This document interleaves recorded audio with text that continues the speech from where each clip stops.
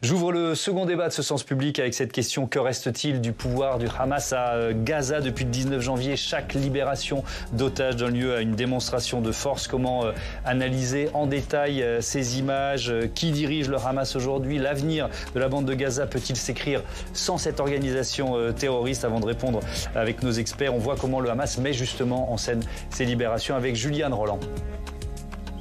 Comme pour le franco-israélien Ofer Calderon, c'est le même rituel à chaque libération. À Khan Younes, les otages sont emmenés par le Hamas sur l'estrade où ils saluent la foule d'un geste de la main. En souvenir de leur captivité, des certificats de libération leur sont remis. Les combattants du Hamas, lourdement armés et cagoulés, filment l'instant avec des caméras professionnelles. Ces libérations sont des images qui font le tour du monde et c'est un moment de communication stratégique fort pour le groupe, et c'est pour ça qu'il a tenté de les scénariser et de les chorégraphier. Une mise en scène millimétrée, mais plus sobre que la première vague de libération d'otages. Face à une foule de Gazaouis, ces 4 jeunes femmes, âgées de 19 et 20 ans, apparaissent en tenue militaire, souriantes et semblent être en bonne santé. Ces images de triomphalisme, notamment aussi avec la libération des prisonniers palestiniens en nombre, contraste avec les images beaucoup plus sobres du côté israélien qui accueille ces otages vraiment au compte-gouttes. Et donc voilà, ça crée vraiment un contraste. Une démonstration de force, car l'organisation islamiste qui administre la bande de Gaza depuis plus de 15 ans veut surtout montrer à son peuple qu'elle est encore debout, malgré des pertes importantes. Le Hamas s'adresse d'abord et avant tout à sa propre population, la population gazaoui, à qui elle essaie de faire comprendre que les destructions matérielles, les ruines de Gaza et le bilan humain dantesque occasionné par la guerre étaient justifiés. Et qu'au fond, donc, l'offensive du 7 octobre, les massacres du 7 octobre étaient justifiés, que le prix à payer valait le coup, puisque le Hamas est en mesure d'obtenir la libération de prisonniers palestiniens en échange d'otages israéliens. Dans le cadre du cessez-le-feu, Benyamin Netanyahou, en visite à Washington, doit s'entretenir demain avec Donald Trump.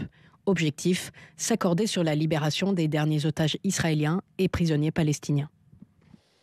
Que reste-t-il du Hamas? On en débat tout de suite avec Laetitia Bucaille. Bonsoir. Bonsoir. Bienvenue, vous êtes professeure de sociologie politique à l'INALCO, chercheuse au Centre d'études en sciences sociales sur les mondes africains, américains et asiatiques et de l'Institut universitaire de France. Xavier Guignard, bonsoir. Bonsoir. Bienvenue, vous êtes politiste, spécialiste de la Palestine et du Moyen-Orient, chercheur associé au Middle East Council et au Centre Noria Research.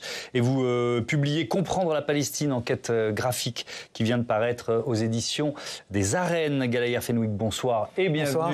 Vous êtes éditorialiste de politique internationale à LCI, ancien correspondant à Jérusalem, et vous publiez avec Benoît Cristal Israël-Gaza, l'affrontement des tragédies aux éditions du Rocher. Mathieu Croissant-Lô, éditorialiste politique, est évidemment resté à mes côtés. On va démarrer par le pouvoir militaire du Hamas. Avant le 7 octobre, on parlait, alors la fourchette est relativement large, hein, entre 25 000 30 000 combattants du Hamas avant les attentats terroristes. Combien aujourd'hui, Laetitia Bucaille? Est-ce que c'est possible de répondre à cette question, tout simplement? Non, mais je vous remercie de me l'avoir posé. Non, on ne sait pas, mais enfin, on voit bien qu'il en reste, puisqu'ils sont présents, ils sont manifestement sur les images, très bien équipés, très bien armés, disciplinés, et ils sont suffisamment nombreux pour faire organiser la mise en scène qu'ils ont organisée et quand même garder le contrôle de Gaza, puisque c'est toujours eux qui exercent le contrôle sur Gaza et qui sont susceptibles de réprimer les Gazaouis, de contrôler l'accès à la nourriture, etc. L'armée israélienne affirme avoir tué 17 000 combattants islamistes du Hamas. Là aussi, difficile à vérifier. On a vu ces images, on a vu ces libérations d'otages. Comment vous analysez ces images, Xavier Guignard? Quelles leçons vous en tirez, vous? Que les 2 buts de guerre fixés par Netanyahou en octobre dernier sont avérés un échec. La libération des otages, finalement, n'a été possible que par la négociation et pas par le coup de force. Je crois que cette année, c'était 7 otages qui ont été libérés par des opérations dans la bande de Gaza.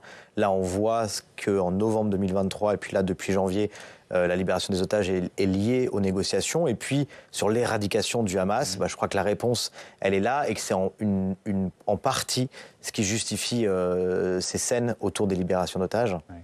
Qu'est-ce que vous avez remarqué, Gaël Fenwick, si on rentre dans le détail, il y a eu plusieurs libérations d'otages et effectivement du matériel, des armes, de ce qu'exhibe au monde entier le Hamas.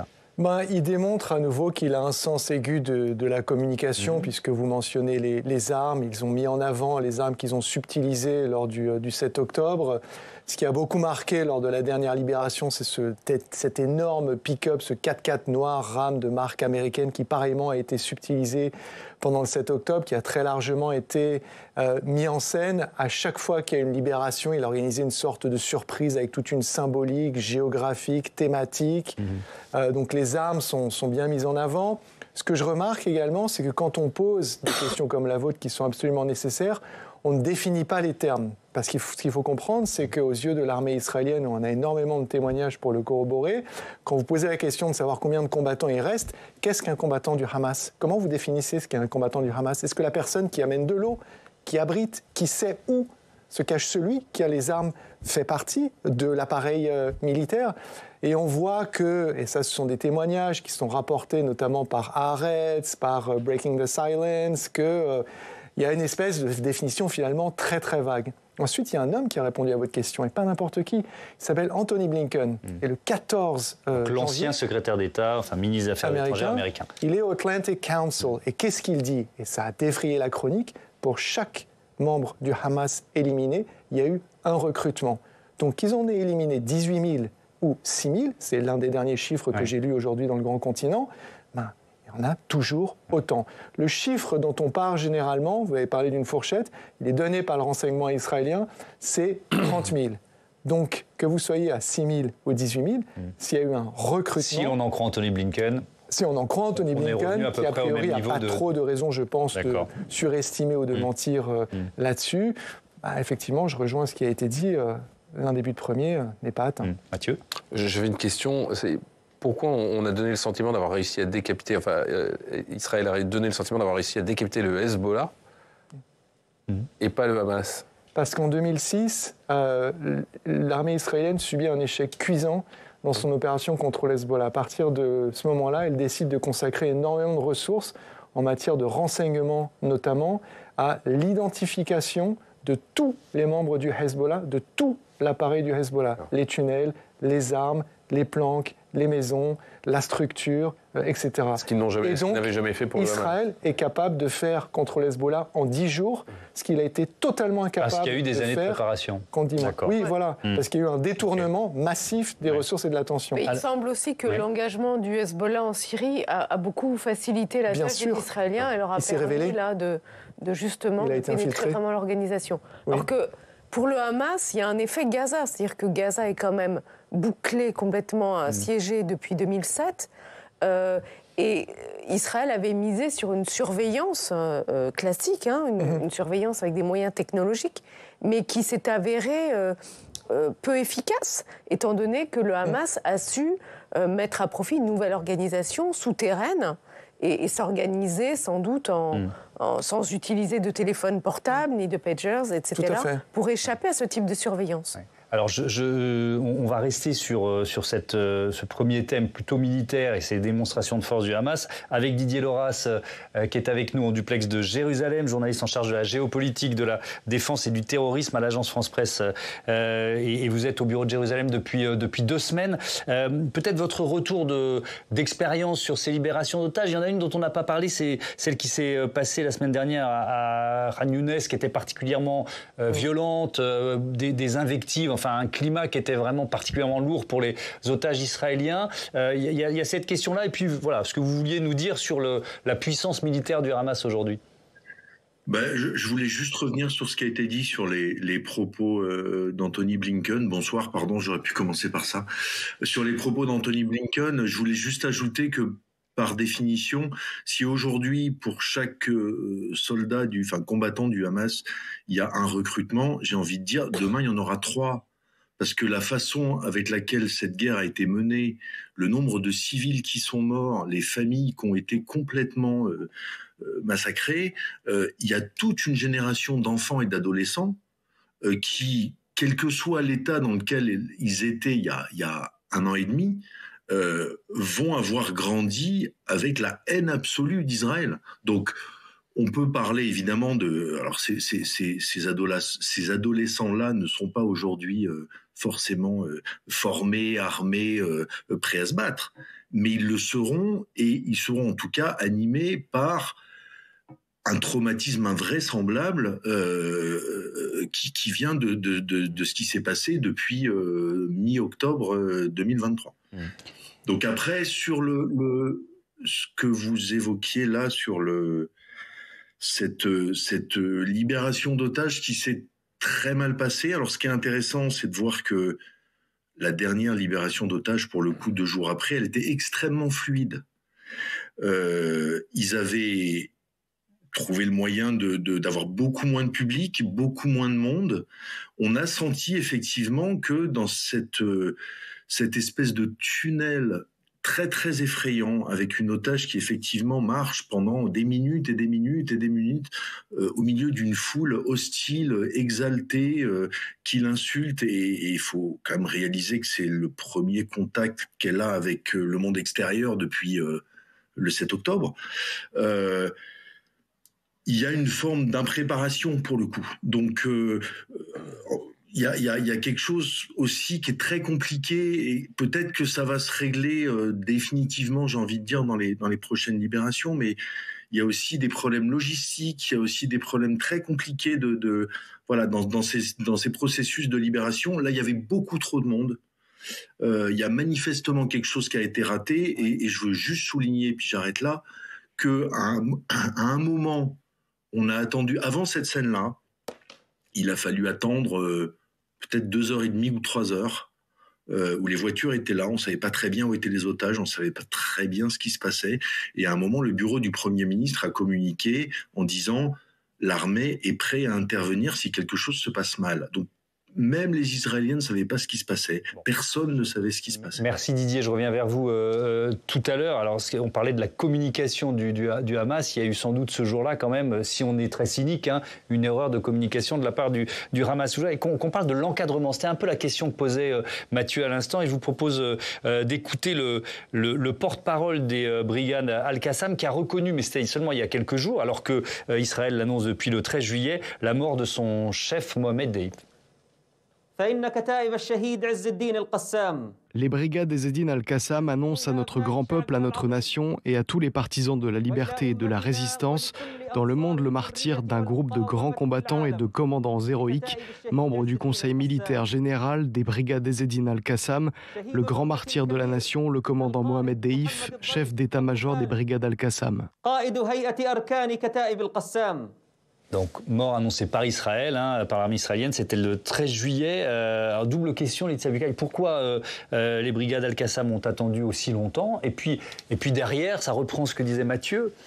Alors certes, on voit des images d'hommes en armes. Bon, on ne sait pas quel âge ils ont, on ne sait pas s'ils ont été formés, on ne sait pas, et surtout, on ne sait pas qui les encadre. Est-ce qu'il y a un encadrement digne de ce nom au Hamas aujourd'hui, malgré les milliers de morts ou les décapitations ? Ou est-ce que la tendance naturelle, finalement, de ce mouvement, c'est qu'il y a toujours un chef pour remplacer celui qui a été éliminé ? On peut penser quand même qu'il y a une organisation qui continue de fonctionner, oui, et qui continue d'y avoir des rapports hiérarchiques, de l'obéissance et de la discipline. Étant donné les démonstrations de force ou les capacités à certains moments qui ont été démontrées, ça ne fait pas forcément de doute. Alors, ça n'empêche pas que, étant donné la situation de guerre dans la bande de Gaza, qu'il y ait pu avoir une relative autonomie des différentes unités des brigades Ezz-Eddine Al-Qassam, qui ne pouvaient pas forcément peut-être toujours communiquer entre elles et qui ont pu certainement prendre des initiatives sans en référer à un chef central. Après, pourquoi est-ce qu'ils ont attendu pour annoncer la mort de Mohamed Deif ? Bon, on remarque qu'il y a souvent un retard pour annoncer les morts des responsables. Peut-être qu'il s'agissait de régler une succession, des problèmes justement effectivement à régler en interne avant de se mettre d'accord et d'annoncer. C'est aussi une façon d'entretenir son public global, hein, puisque pour certains, effectivement, Mohamed Deif comme Yahya Sinwar étaient des héros, et donc il s'agit de les faire considéré comme le cerveau de l'attaque terroriste, des attaques du 7 octobre. Et qui était le chef du Hamas à Gaza, et qui était devenu le chef du Hamas après la mort de Ismaël Haniyeh. Donc, alors, Mohamed Deif était particulièrement un mythe, puisque personne ne connaissait son visage. On n'avait qu'une vague photo de lui, et il apparaissait toujours dans l'ombre lorsqu'il faisait des interventions très rares. Donc Mohamed Deif, Yahya Sinwar, vous en avez parlé, Ismaël Haniyeh qui lui avait été tué fin juillet à Téhéran. Est-ce qu'on sait qui dirige le Hamas aujourd'hui, David Guignard? Alors oui, mais pour compléter ce qui vient d'être dit, il n'a pas été déclaré comme mort jusqu'à ce que les brigades retrouvent son corps aussi. Dans un documentaire qui est paru la semaine dernière sur la chaîne Al Jazeera qui s'appelle Taofan, en écho au nom de l'opération en arabe Déluge d'Al-Aqsa. On a des images de lui, on a des images d'autres commandants. Tous les commandants qui ont été déclarés morts, on voit leur visage. Mohamed Deif, sa voix et son visage sont floutés, alors que quelques jours plus tard, le mouvement va reconnaître sa mort quand ils ont retrouvé son corps. Donc je pense que le délai s'explique aussi par là. Et puis effectivement, il y a toute la mythologie autour de ce personnage. Après, sur le degré d'encadrement, le niveau d'encadrement du Hamas aujourd'hui. Bon, si on s'en fie alors, aux images qui sont parvenues de Gaza ces derniers temps, l'encadrement existe encore. Les figures que vous avez citées ont disparu. Elles sont appelées à être remplacées. C'est intrinsèque à l'ADN du parti, mais encore plus de sa branche militaire, que de préparer l'encadrement de demain. Et quand on voit... Alors, il y a eu le petit loupé dont vous avez parlé sur la libération des otages. Je rajouterais même le bémol, les otages n'étaient pas nécessairement entre les mains du Hamas. Celle-ci était réputée être entre les mains du djihad islamique. Quand on voit la capacité d'organisation, de déploiement des forces de police, des opérations qui ont été menées contre les gangs qui s'en prenaient aux livraisons de nourriture, c'est presque impressionnant de voir le degré de hiérarchie qui a survécu à ces mois de guerre. Ça veut dire, Galaël Fenwick, effectivement que sans le Hamas aujourd'hui, il y aurait une anarchie totale dans la bande de Gaza. Il n'y a pas d'anarchie dans la bande de Gaza. Alors, l'anarchie, ce serait l'absence donc de pouvoir structurant. Il y a eu des moments d'anarchie qui ont naturellement résulté de l'effondrement de tout l'appareil bureaucratique qui est aussi très important et qui est entièrement peuplé par les membres du Hamas, parce qu'on pense aux brigades Nezini al-Qassam, la branche armée. Le Hamas, c'est aussi un mouvement politique et c'est aussi un mouvement qui gouverne l'enclave depuis 2006. Maintenant, c'est vrai que dès que le cessez-le-feu a été signé et respecté, on a vu tout de suite ressortir cette police dans ses habits noirs et tout le monde se remettre à marcher droit, parce que le Hamas, il est craint à Gaza. Et donc, il a encore eu une emprise. Quand on parle de son incarnation, les choses sont relativement claires. Yahya Sinwar a été remplacé par son frère, Mohamed, donc qui prend la branche armée. Khalil El-Hayeh, qui est l'homme de la synthèse entre le Hamas de l'intérieur, celui de Gaza, et de l'extérieur, c'est celui qui est bien mis en avant maintenant, donc qui pourrait être remplaçant de Ismaël Haniyeh. Puis on a Khaled Meshal, qui est une figure historique. Donc il y a encore des incarnations comme ça, qui sont les voix qui portent le mouvement, qui a une logique sectaire aussi, donc ultra disciplinée, avec une vraie base à l'intérieur de Gaza, environ 30% de la population. C'est le chiffre que me donnait un Gazaoui avec lequel je me suis entretenu cet après-midi, qui reste fidèle au mouvement, mais dans le reste de la population, une vraie défiance à l'égard du Hamas, sur laquelle Israël a essayé de beaucoup jouer. En revanche, et là je cite cette source à Gaza qui me disait « Le Hamas contre Israël, c'est-à-dire comme ennemi d'Israël, reste très populaire dans cette dimension-là, mais uniquement dans cette dimension-là. » Il n'y a pas eu d'élection depuis 2006 dans la bande de Gaza, c'est ça? Donc sa légitimité, elle vient d'où? Elle vient du combat contre Israël. Est-ce qu'il y a une légitimité politique? Ça rejoint un peu ce que vient de dire Galaël Fenwick. Il y a d'un côté le fait que ce soit une organisation... on n'est pas dans une démocratie, que les choses soient claires, que la population peut craindre le Hamas. Et puis de l'autre, il y a l'effet qui soude les Palestiniens avec 15 mois de guerre. il y a deux facettes au moins de ce qu'on est en train de décrire. Les élections de 2006, pour la peine, étaient relativement démocratiques, transparentes, ont été saluées à l'époque, et elles ont placé le Hamas devant le Fatah, ce qui était inattendu, mais pour les deux. Hamas pensait pas gagner, le Fatah pensait ne pas perdre. Ça a provoqué le schisme qu'on connaît et la guerre fratricide, la division en deux autorités palestiniennes. La légitimité politique du Hamas, elle est en partie tirée de ces élections, mais elle est tirée de son... Ça fait 20 ans, là, maintenant. Mais pas mieux pour un président en face de l'autorité palestinienne dont le mandat a expiré en 2009 et dont la légitimité est absolument... L'état de la division et de l'autoritarisme palestinien, il pèse sur les deux camps. Mais sa légitimité politique, évidemment, s'érodait. Et d'ailleurs, un des ressorts de l'engagement du Hamas le 7 octobre, c'est la volonté de rendre politiquement les armes. Ils ont pris les armes militairement, ils ont monté les opérations qu'on a pu voir le 7 octobre, mais c'était une façon de se dire on arrête avec l'illusion qu'on peut gouverner la bande de Gaza et qu'on a quelque chose à en tirer. Finalement, on prend que des reproches, que des attentes auxquelles on ne peut pas répondre, soit parce qu'on n'en est pas capable, soit parce qu'on n'a pas les moyens en étant sous blocus.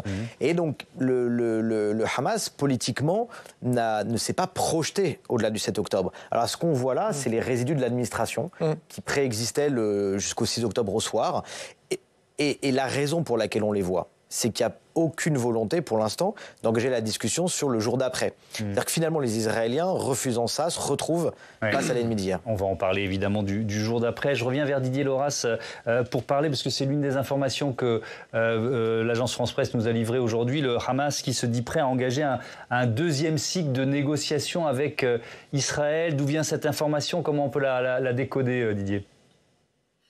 Alors, on a eu, nous, cette info de la part de dirigeants du Hamas qui n'ont pas voulu donner leur nom. Ce qui est intéressant dans l'histoire, c'est que il y a un espèce de schisme, enfin en tout cas, il y a un discours du côté du Hamas qui soutient que toutes les négociations devaient se passer à Doha, y compris avec les Israéliens. Or, comme vous le savez, Benjamin Netanyahou, le Premier ministre israélien, est à Washington. Donc l'idée, c'est qu'il va discuter avec l'envoyé spécial du Moyen-Orient de Donald Trump, Steve Witkoff, pour en gros lui présenter son cahier de doléances, on va dire. Lui-même ira parler après avec les Qataris et les Égyptiens. Pendant ce temps-là, le Hamas va aller au Qatar, présenter ses propositions, et puis ces gens-là vont se parler entre eux. De toute façon, il y en a, comme d'habitude, pour énormément de temps, mais la déclaration là du Hamas, elle est assez classique. C'est un jeu, il faut exister, il faut être là. Il était prévu depuis le début, dans l'accord, dans dans la première phase de l'accord, qui doit durer 42 jours et permettre de libérer 33 otages israéliens et 1900 détenus palestiniens. Il était prévu qu'aujourd'hui, en principe, reprennent les négociations. Donc, j'ai envie de dire, voilà, Netanyahou est en train un peu de marquer son territoire et de s'entretenir directement avec Trump. Il fallait que le Hamas existe. Donc, ils nous ont fait passer le message qu'ils étaient prêts à discuter. Merci. Mais ça veut pas, voilà. Ouais, ça me paraît pas être plus essentiel que ça. D'accord. Merci Didier. Alors justement, on va parler avec vous, Mathieu, de cette visite du Premier ministre israélien à Washington. C'est demain qu'il doit rencontrer Donald Trump.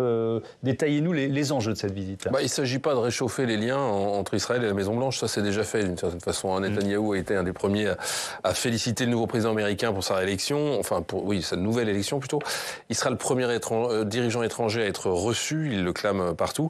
Il sait qu'il peut compter sur un soutien total, indéfectible, j'allais dire totalement décomplexé de la part du locataire de la Maison-Blanche.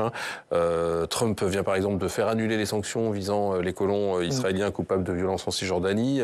Il a aussi repris la livraison des bombes de 1000 kilos qui avaient été suspendues par Joe Biden. Il a même proposé de faire le ménage à Gaza en demandant l'expulsion de 1,5 million de Gazaouis en Égypte et en Jordanie, ce qui a fait évidemment bondir au Caire et à Amman.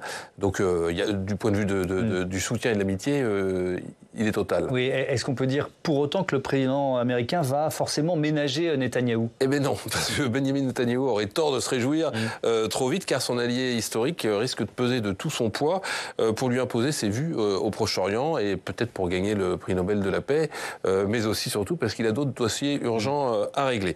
Et de la même façon qu'il lui avait imposé le cessez-le-feu à la veille de son investiture, eh bien Donald Trump va beaucoup peser sur cette deuxième phase pourrait beaucoup peser sur cette deuxième phase du cessez-le-feu, qui sera en bonne place au menu des discussions.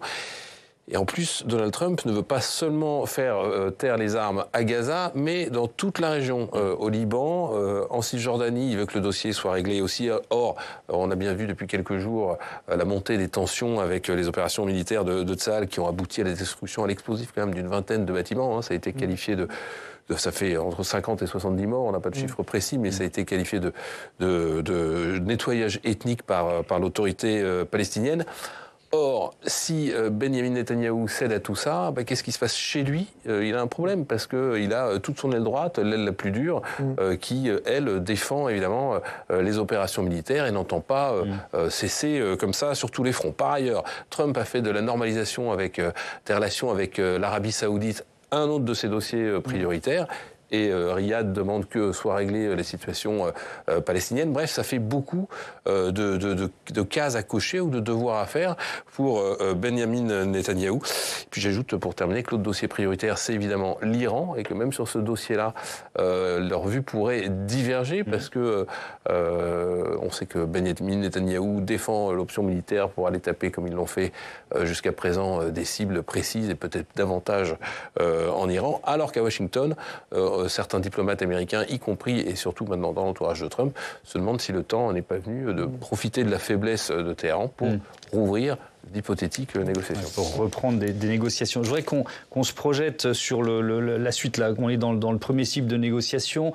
Galaber Henwick, est-ce que Benjamin Netanyahou peut reprendre sa guerre après le cessez-le-feu? Parce que lui, il continue de dire qu'il faut éradiquer le Hamas. Alors, c'est la promesse qu'il a faite à son aile la plus à droite. Les personnages sont désormais tristement bien connus. Le suprémaciste raciste Ben Gvir et son acolyte qui appelle à l'extermination des Gazaouis, Smotrich.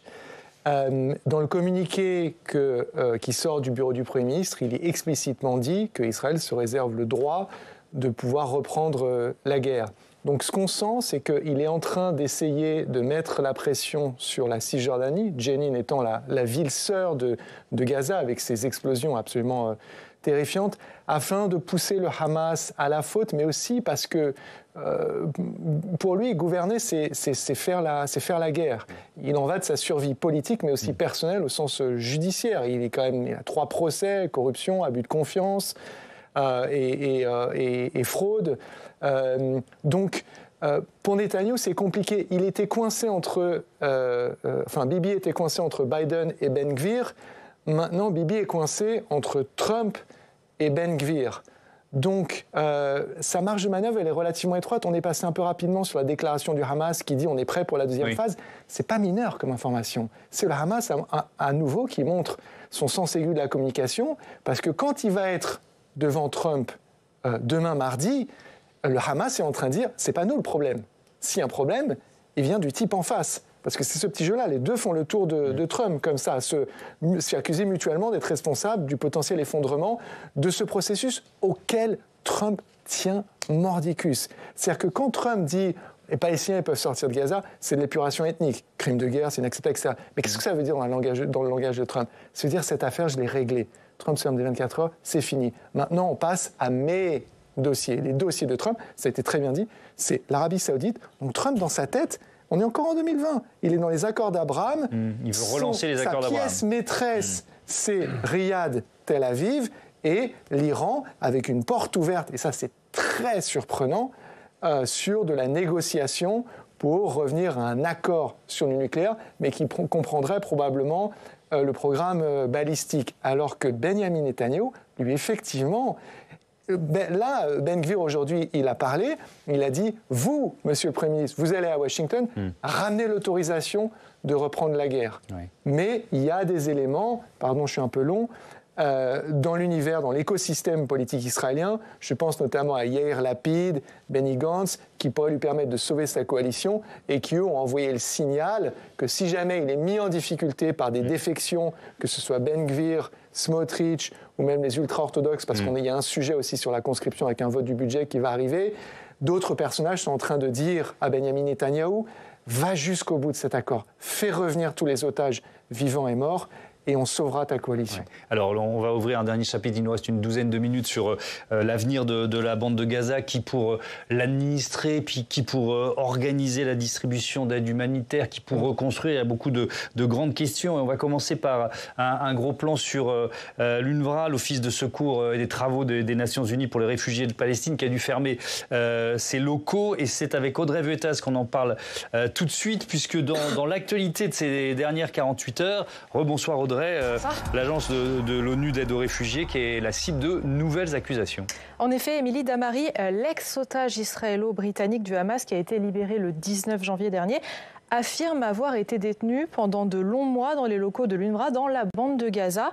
C'est sa mère qui relaie ces accusations dans un tweet qu'on va voir. Le Hamas a détenu Émilie dans les installations de l'UNRWA et lui a refusé l'accès à un traitement médical après lui avoir tiré dessus à 2 reprises. Émilie Damari qui a perdu 2 doigts à la main gauche après avoir été blessée par balle. Mais les accusations vont même plus loin. Selon l'ancien otage, les fonctionnaires de l'UNRWA savaient pertinemment qu'elle était retenue dans les locaux mais n'ont rien fait pour lui venir en aide. Des accusations que l'agence prend très au sérieux. Une enquête vient d'être diligentée, même si l'UNRWA précise que ces bâtiments ont été transformés en abris pendant la guerre et que l'agence n'avait plus vraiment la main dessus. Oui, et puis je l'ai évoqué, l'UNRWA qui est sommée par Israël de quitter Jérusalem. En effet, ce sont 2 lois qui ont été votées il y a 3 mois par Israël qui entrent en application. Israël estime que l'agence onusienne est gangrénée par le Hamas et demande donc à son personnel de quitter Jérusalem, ce qui inclut les territoires occupés, et interdit aussi toute communication entre les responsables israéliens et l'UNRWA. Le problème, c'est que l'UNRWA gère les écoles, les centres de santé à Jérusalem-Est. Elle organise aussi l'aide humanitaire à Gaza, ce qu'elle ne pourra plus faire si elle ne peut tout simplement plus échanger avec Israël. Il y a quelques jours, une délégation de parlementaires écologistes, dont le patron des sénateurs écologistes, Guillaume Gontard, s'est rendu sur place pour alerter des conséquences de ces lois. Écoutez. On sait que, par exemple, les employés qui viennent à Jérusalem-Est n'auront plus leur droit de passage, ne pourront plus exercer. Et on sait déjà que ce lieu-là va fermer, va être repris par Israël, contrairement à tout le droit international, et pour, on va dire, s'implanter. C'est en plus, derrière ça, une nouvelle colonisation, en réalité, et qui est contraire au statut même de Jérusalem-Est. Et plus globalement, l'action de l'UNRWA, heureusement un cessez-le-feu et une trêve sur Gaza, mais on sait tout l'acheminement humanitaire, distribution humanitaire, toutes les ONG qu'on a pu rencontrer nous ont dit, mais sans la présence de l'UNRWA, qui a cette capacité d'organisation, qui a du personnel sur place, on est dans l'incapacité de le faire. Donc se pose vraiment cette question-là. Guillaume Gontard, qu'on vient d'entendre, qui demande à ce que la France et l'Europe adoptent une position de fermeté pour s'opposer à ces 2 lois votées par Israël contre l'UNRWA. Merci beaucoup Audrey. Laetitia Bucaille, est-ce que c'est possible pour les ONG et puis pour l'UNRWA de travailler à Gaza sans compromission avec le Hamas? Je reviens à l'accusation de cet ancien otage. C'est-à-dire que ce qu'il faut comprendre, c'est que l'UNRWA à Gaza et en Cisjordanie, c'est effectivement une organisation qui intervient auprès des réfugiés, donc qui a des écoles, qui a des dispensaires et qui fournit une aide alimentaire aux plus nécessiteux. Donc toute cette organisation emploie des internationaux, enfin des étrangers qui sont là de passage, et puis bien sûr des Palestiniens qui sont sur place et qui sont instituteurs, professeurs dans ces écoles, infirmiers dans l'administration. Donc c'est un employeur important, l'UNRWA, dans les territoires occupés palestiniens. Et donc elle doit faire avec le pouvoir du Hamas. Il n'y a pas de choix. Il n'y a pas le choix. C'est-à-dire, de toute façon, derrière les accusations contre l'UNRWA, même si peut-être qu'il y a eu des manquements aux règles déontologiques. Je ne sais pas, tout ça n'a pas été vraiment éclairci. Israël a beaucoup accusé, n'a pas forcément apporté les preuves de ce qu'elle avançait. Donc ça reste à éclaircir. Mais en fait, en voulant supprimer l'UNRWA, ce qu'on cherche vraiment à supprimer, c'est la question des réfugiés.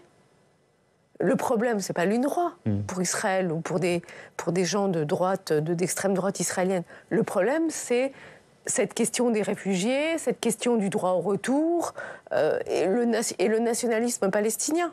C'est-à-dire que, en détruisant aussi complètement la bande de Gaza, c'est un lieu qui, en 1948, je reprends le mot qui a été employé récemment en France, a été submergé par l'arrivée des réfugiés palestiniens. Il y avait 80 000 habitants à Gaza en 1948. Il y a 160 000 réfugiés qui sont arrivés, donc qui venaient de ce qui est devenu le territoire d'Israël et qui se sont installés à Gaza. Donc, dans la bande de Gaza, 70% de la population est d'origine réfugiée. Vivaient dans des camps ou vivaient dans les villes. Mais donc, c'est vraiment le lieu par excellence des réfugiés. Et donc, avec éventuellement un rêve de retour, un regard sur Israël, etc. Donc, enfin, avec parfois cette ambiguïté de savoir si ces Palestiniens de Gaza allaient se contenter d'un État dans les frontières de 67 ou bien rêvaient de revenir sur la terre de leurs grands-parents. Ouais. Il nous reste quelques minutes, ça passe trop vite, mais me projeter quand même dans l'avenir, la reconstruction. Xavier Guignard, même si ça nous semble très très loin aujourd'hui, quand on voit ce champ de ruines qui est devenu Gaza, est-ce que de fait le Hamas s'est pas exclu de cette suite? C'est-à-dire qu'Israël va... J'imagine pas Israël accepter de discuter avec le Hamas de la reconstruction de la bande de Gaza. Vous voyez ce que je veux dire? Et pourtant, un mot couvert, après la libération d'otages de jeudi matin, c'est au Hamas que le gouvernement israélien s'adresse en disant « il faut que les forces en place protègent mieux nos ressortissants ». C'est un aveu d'échec de ce point de vue-là. Alors, il y a la suite politique, pour l'instant, dans laquelle Israël ne veut pas s'engager. Israël ne veut pas discuter de ce à quoi l'appelle la communauté internationale, par une solution politique pour répondre à ce qui se passe depuis 14 mois. En absence d'un engagement sérieux sur ce jour d'après politiquement, le Hamas restera de facto présent. Il ne va pas s'évaporer. Alors, il y a eu des tentatives sous médiation égyptienne, notamment récemment, de trouver une formule où Hamas et Fatah pouvaient piloter un comité social, donc qui ne serait pas politique, mais qui permettrait d'accompagner la reconstruction, qui pour l'instant a été rejetée par l'autorité. Plusieurs formules sont sur la table. L'autorité palestinienne. Par l'autorité palestinienne. Mahmoud Abbas. D'accord. Plusieurs formules sont sur la table, qui vont du retour de l'autorité palestinienne à la création de ce comité ad hoc, mais en absence d'accord, de facto, ce qui est la réalité du pouvoir à Gaza, c'est le Hamas. Une question, Galéra Fengoui. La bande de Gaza, aujourd'hui, elle est invivable. Quand vous regardez les différents termes qui sont employés par l'ONU, zone de mort, cimetière pour enfants, et que vous regardez ne serait-ce que à quoi ça ressemble physiquement, topographiquement, c'est démoli. Donc l'après, il est compliqué. Vous avez entendu les mots de Donald Trump qui parle, je cite, d'un champ de ruines. Et c'est effectivement ce qu'est Gaza. Maintenant, pour avoir couvert deux guerres qui n'étaient certainement pas... qui étaient très loin en termes de dimension de ce que Gaza vient de subir... Gaza se compare souvent, les Gazaouis adorent comparer leur enclave à un phénix qui renaît de ses cendres. Là, il n'y a quasiment que de la cendre. Est-ce que le phénix va pouvoir renaître à nouveau, étant donné toute la volatilité de cette équation extrêmement compliquée? Et avec ou sans le Hamas, c'est la question, je reviens à la même question. Oui. Il y a des figures démocrates chez les Palestiniens? Oui, bien sûr.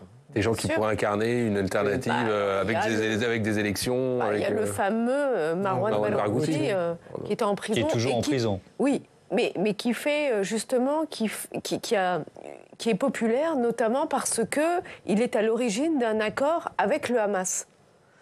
C'est-à-dire qu'en étant en prison, il a convaincu ses petits camarades prisonniers de toutes les autres factions de se mettre d'accord sur un programme et de se mettre d'accord sur un État palestinien dans les frontières de 67 et d'accepter aussi l'intégration du Hamas au sein de l'OLP. Donc c'est une des raisons pour lesquelles il est populaire. Il ne s'est jamais compromis avec l'autorité palestinienne, il n'a jamais participé aux affaires. Il est du Fatah, indéniablement, Oui. Mais il a su s'entendre avec le Hamas. Et ça, c'est quand même quelque chose qui est très apprécié par les Palestiniens, parce que les Palestiniens ont été quand même très affectés, déçus de la discorde palestinienne qui s'est installée pendant les années de l'autorité palestinienne, et a fortiori à partir de 2007. Didier Loras, depuis Jérusalem, sur cette question de l'avenir et des interlocuteurs politiques palestiniens acceptables par Israël.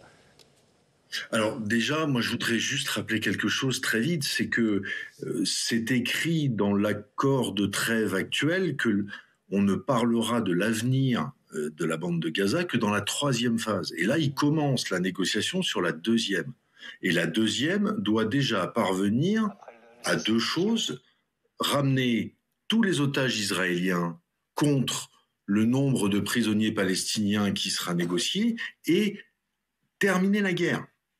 Après, on parlera de l'avenir. C'est-à-dire, pour le moment, effectivement, comme ça a été dit par un certain nombre d'intervenants, pour le moment, Israël refuse d'en parler. Et en même temps, il a une espèce de feuille de route en disant, mais on en parlera, mais on en parlera après. Et effectivement, là, on est quand même dans un temps qu'on ne peut même pas imaginer, tellement on est loin de penser que Israël va réussir à faire libérer tous ses otages, et que Israël et le Hamas vont accepter de mettre fin à la guerre avec un retrait de toutes les forces israéliennes. Là, on est au 22e siècle. Là, on est dans quelque chose qui est quasiment impensable pour le moment. Je ne dis pas que ça ne peut pas arriver, mais ça me paraît absolument impensable pour le moment. Ouais, et je reste sur cette question de l'interlocuteur politique de cette phase 3. Écoutez, le ministre israélien de la Défense, c'était le 25 décembre dernier. Grosso modo, si je simplifie, c'est tout sauf le Hamas. On écoute Israël Katz. À Gaza, nous veillerons à ce qu'il y ait des zones de sécurité, des zones tampons et des positions dominantes qui garantissent la sécurité des communautés. Avec tout cela, nous nous efforçons d'atteindre les 2 objectifs de la guerre: ramener tous les otages à la maison et vaincre le Hamas.